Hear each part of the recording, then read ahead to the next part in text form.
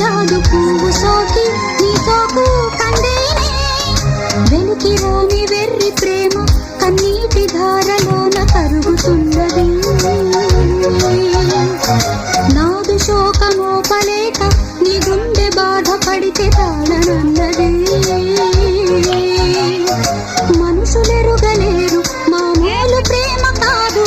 అగ్ని కంటే స్వచ్ఛమైనది మమకారమే ఈ లాలి పాటగా రాసేది హృదయమా ఉమాదేవిగా శివుని అర్ధభాగమైనాలోన నిలువుమా